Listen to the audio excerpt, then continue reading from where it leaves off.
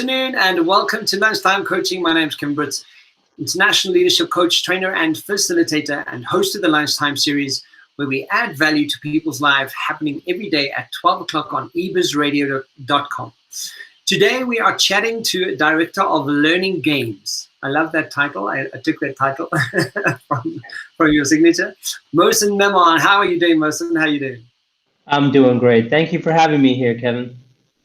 Yeah, thanks for joining me. So, Mohsin, what's interesting, we connected online, and I came across your LinkedIn profile, and I was going,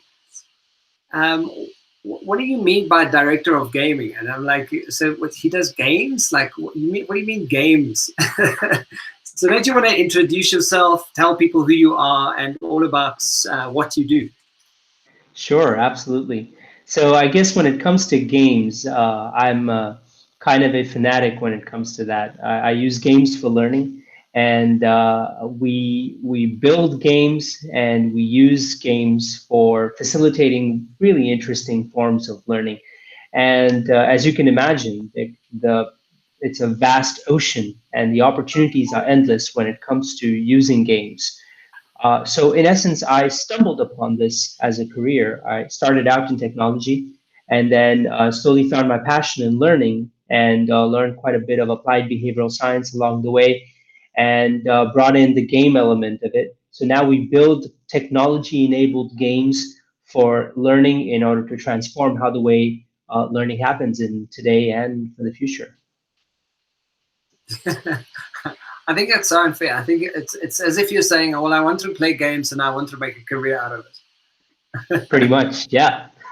It's actually it's such a workable strategy. Like, do what you love doing. So tell me, in terms of leadership development, I've been on one of the games and I've seen what it's about. Don't you want to touch on how gaming sort of is useful in that environment and why this is an approach that you guys take? Yeah, absolutely. I'd love to talk about that because when it comes to leadership development and when it comes to change, that's something that I feel very passionately about. I remember working with leaders from various organizations.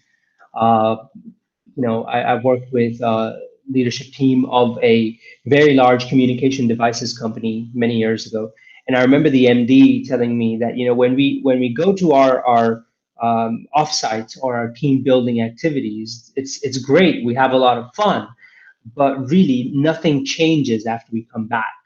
And that's kind of the reality of a lot of training and learning experiences.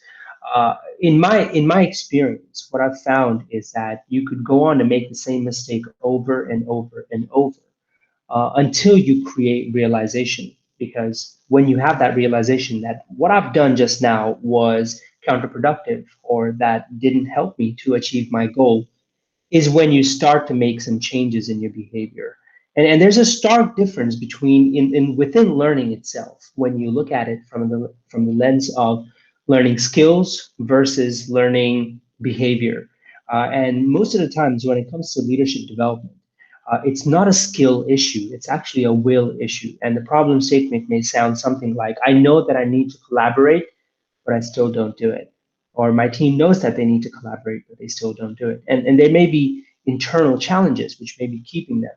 So in my opinion, when we create game environments, we actually create kind of like a capsule or kind of like a safe environment where people can practice and experiment with new behaviors or with their existing behaviors.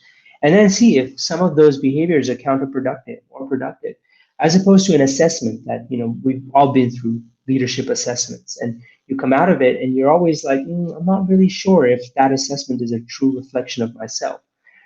Whereas when you play a game, you're able to, and you've seen this in firsthand from having played my game as well. After having played a game, you're actually able to look at what you've done and you say, okay, well, that wasn't very bright of me, or that was quite ineffective of me. So maybe I should try a slightly different approach. And that opens up the gateway for learning and shifts in behavior. Yeah, when I started, when I play the game with you guys. What we were like 8 people or 7 people or something, and you sort of set the rules, and everyone got their tasks, and always you gave us an opportunity to discuss that, and then we sort of kick off and start going through the, and what was interesting for me about going through this process is really showcasing firsthand how even in just a game, we tend to fall back onto the usual behavior of how we like to do stuff or what we're comfortable in doing stuff. And I think that speaks very much to the learning a skill and behaving a skill. There's a difference. And part of what I do in my training environment, especially around leadership, is we follow quite a stringent process of learning behavior, learning leadership, so that it becomes a practiced behavior. And we don't do that for less than 2 months at a time, because essentially it is a learned behavior that you need to instill, and not a thing that you're quickly going to read about in a textbook somewhere. So don't you want to give us sort of just an overview of what the game sort of does and how it works? Sure, I'd love that. So the game, in essence, was designed keeping in mind the intent of surfacing natural behavior, and I think this is something we hear in learning quite a bit, right? Cognitive load, and we hear about this term, especially in learning, and I think one of the biggest ideas is to minimize cognitive load, but we use cognitive load quite the opposite way. So we actually want to maximize cognitive load. And the intent of that is to get people so busy with the activities of the game that it actually opens up the pathway for them to start thinking and start to behave in their natural beings and in their natural authentic behaviors. So when you play the game, in the first round of playing the game, we call that authentic behavior, because in those environments, you don't know what's going on. And just like you had experienced, while I taught you the rules, I didn't tell you how to play the game, or I didn't tell you the right strategy to play the game. So kind of like in life, you're kind of going about the game, not exactly sure if the decisions you're making are right or wrong. And that's a very, very important element of the game, which surfaces a lot of natural interactions and a lot of natural behavior. And in the second round, when you play the game once, you play it again for the second time, is when you start to surface what we call synthetic behaviors. And there's nothing wrong about synthetic behaviors. We live out of some synthetic behaviors every single day of our lives. That's because every single day we've learned those behaviors. We've learned how to behave in certain circumstances. And we know that this is appropriate behavior for this situation. And so you learn those behaviors in the game environment, and you apply it in the second and third rounds of the game. As you can imagine, the game can be played through multiple rounds. And it's kind of the scenario is kind of like an end of the times sort of ecosystem where Earth is becoming a methane planet, and the players have to work together in order to combine their efforts to get a certain precious a mineral or resource in the game through which they can win. Yeah, I mean,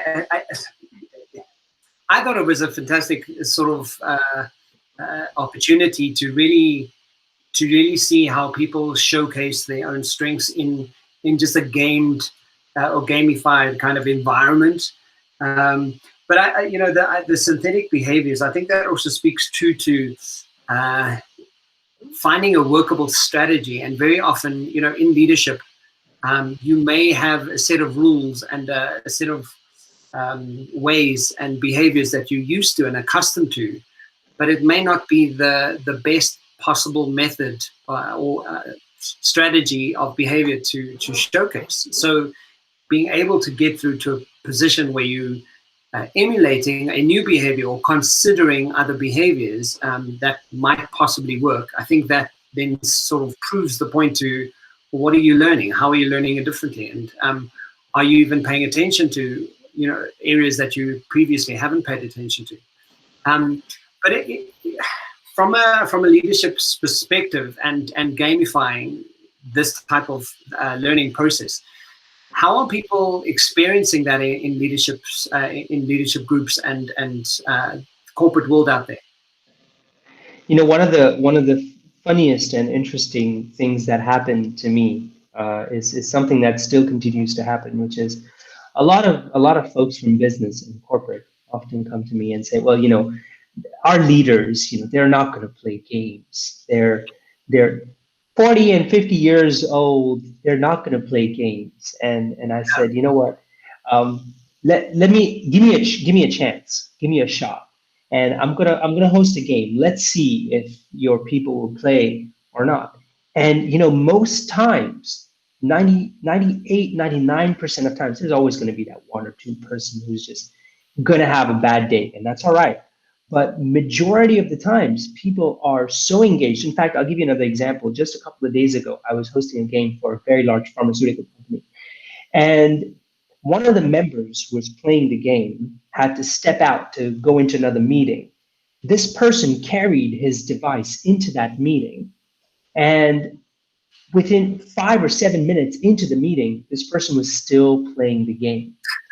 And they had to put the device away because it was a realization that they had missed completely the 5 7 minutes of that meeting that they had just experienced. So in essence, what I would say, Kevin, to anybody who's not sure if games are the way for leadership development is, I'd say that really the question in today's time is not, will my leaders play the game? The question is, what kind of game will my leaders play? Yeah, and what was strange to me, I mean, it's what I do. We run leadership programs. We showcase so many different leadership programs, and what was quite interesting about that was invariably when you took away the brain frame of work element to it, you were just playing a game, Yeah. But we got back to the conversation and kind of going, well, is this a workable strategy? Is everyone, are we communicating? Are we working together as a team? Do we know what the other people are needing and wanting? And then suddenly I was going, oh yeah, that's really relevant. Like you're not just playing a game. There's a whole bunch of strategy that you're not paying attention to that could potentially get you more in the game and get you more interested and more willing to change and more willing to work together. Yeah. But That's such a great point. I just want to add to that a little bit. Yeah. And I want to say that, there's a stark difference between games and simulation. And I think when we talk about simulation, it's really simulating what you do at work. For example, if you're a worker out on the oil rigs, you need to learn how to operate using safety measures. And you could build a simulation around that. That could be really, really powerful. That could be really, really insightful and valuable. But when it comes to teaching behaviors, simulation isn't going to cut the deal. It's really going to be a game, and that's a game that is very different from your day-to-day lives, because in that environment, you don't know what's right and wrong. You don't know what is the right way of doing something. And so you can operate freely and do whatever it is that you want to do. And that is kind of where the learning and opportunity for reflection emerges as well. But do you think that sort of presses the point around the AI element that's sort of coming into play in the world? That simulation is simulation, but there's still an aspect of learnability that humans need to engage with, and that sort of element that humanizes us away from simulation. Yeah, sure. I mean, when it comes to simulation, I think simulations can be great for learning skills that are hard skills, motor skills. When it comes to behavior and shifts in mindset, you need something a little bit more and a little bit more intangible and a little bit more visceral than a simulation. So, in terms of how this is better, why is this better, and how is this better as a learning strategy than most learning strategies out there? I look at doing training and doing what I do now. If I'm doing training, I don't take the work if there's not consistent coaching element after the fact. So I'll do training, and yeah, let's do training. But if there's not an element of additional after implementation and sustainability, I don't want to do the training, because I know that training is great, and it's great for that day, and it's maybe great for that week, and then it's just finished. So if there's not that sustainability option, people forget so quickly. But why would gaming as a method be a very useful opportunity for people to really go, yeah, this is something to jump on? Yeah. So before I answer that, I want to preface what I'm about to say with saying that I think there is merit in all forms of learning, and there is value in creating a robust and holistic learning palette, if you will, when you're building your learning program. So there's space for coaching, there's space for e-learning, there's space for physical touch point learning, there's space for virtual learning, so on and so forth. With that said, now considering that there's going to be a holistic form of learning, why is a game-based methodology or a game-based learning approach better than a traditional classroom or virtual learning experience? In my experience, it is because people are engaged. They are doing things. They are acting out. And when you do things, you tend to remember it. You tend to remember what you've done. That aside, gaming is an emotional experience. Just today, I conducted a game for a very large car manufacturing company based out of Germany. And I said at the end of the game, I said, tell me about some emotions that you might have felt while you were playing the game, or maybe even now. And people said things like disappointment and anxiousness and excitement and sad and anger. These are not emotions you feel in a training program. Typically, when you're in a training program, sitting listening to somebody, you're either experiencing boredom or a little bit of curiosity. Whereas when you're playing a game, it's a full range of emotional experiences, and statistically and research tells us, this is a research done by PwC, which tells us that when people are emotionally connected and are emotionally charged, they tend to remember those experiences far greater than the experiences that are void of emotional engagement. So, in my experience and in my opinion, I believe that games can be a meaningful learning opportunity because they're an emotional experience. Yeah, yeah, yeah. And to add to what you're saying, I'm not sure if you've seen the trends, according to Forbes, in leadership development trends. That's the number two trend that they have pointed out, um, is, I just want to quickly find it here online, mobile learning for millennial managers. So and it's so true, because it speaks to this point that you're saying now, that not only when you've gone through a process like this, you're engaged, you're acting, you're involved, you're literally going through a process of learning how to do stuff better, but you're also involving your emotions, and the millennial mobile learning option that adds to that, because everyone's invariably sitting on their phones, kind of going, oh well, I need to do this, and it just speaks to the evolution of what is happening in the world. And I think the more we get on board with what that looks like, the easier workforce is going to be in the future. But Mohsin, to leave us with like some really good takeaway for summing up today's conversation, what would you say the leaders in the world out there should consider in terms of gamifying their learning process? Hmm. That's a great question. I would say I would say really go deep. If you are interested in using games for learning, go deep.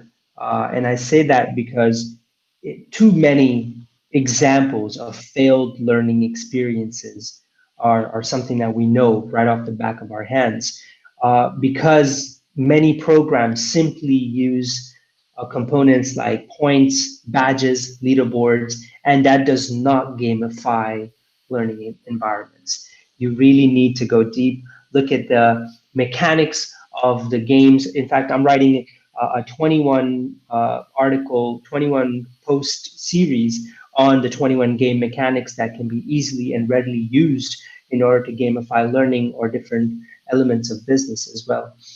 But what I'm simply saying is that go deep, look at really what kind of behaviors you're hoping to gamify, and use the mechanics to enable a shift in the behavior, as opposed to just slapping some point badges and leaderboard onto something that could be quote unquote gamified.